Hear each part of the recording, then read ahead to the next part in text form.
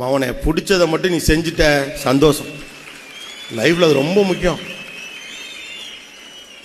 பிடிச்சதை நீங்க செய்யணும்னா, இப்ப பிடிச்சிருக்கு ஆனா தப்புன்னு ஒண்ணு தெரியுதுல, அதை செய்யாம இருக்கணும். அதான் பிரச்சனை.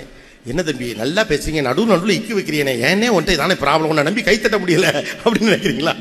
உங்களுக்கு லைஃப் முழுக்க பிடிச்சதை செய்யணும்னா, இப்ப பிடிச்சிருக்கு ஆனா தப்பு அப்படின்னு ஒண்ணு இருக்குல்ல. பிடிச்சிருக்கு ஆனா தப்பு, கவனம், பிடிச்சிருக்கு ஆனா தப்பு எல்லார்ட்டையும் இருக்கு, என்கிட்ட இருக்கு. பிடிச்சிருக்கு ஆனா தப்புன்னு ஏதோ ஒன்று இருக்குல்ல, அதை விட்டுருங்க. லைஃப்ல ஏதாவது ஒரு கட்டத்தில் நீங்க ஒரு அன்கம்ஃபர்டபிலிட்டியை ஃபேஸ் பண்ணித்தான் ஆகணும். அன்கம்ஃபர்டபிலிட்டிஸை அதாவது நீங்க ஒண்ணுமே பண்ண முடியாது. அன்கம்ஃபர்டபிலிட்டி நீங்க ஃபேஸ் பண்ணித்தான். லைஃப்ல உங்களுக்கு அன்கம்ஃபர்டபிள் இல்லாம சக்சஸ் வரவே வராது. இப்ப பாருங்க, எனக்கு எல்லா கம்ஃபர்டபிலிட்டியும் கொடுத்துருக்காங்க. இந்த இதெல்லாம் போட்டு விட்டா ஜிலு ஜிலுன்னு இருக்கும், ஆனா சத்தம் சரியா கேட்காது.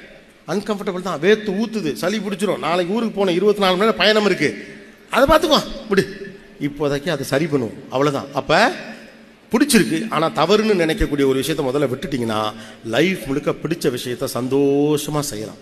That's more important.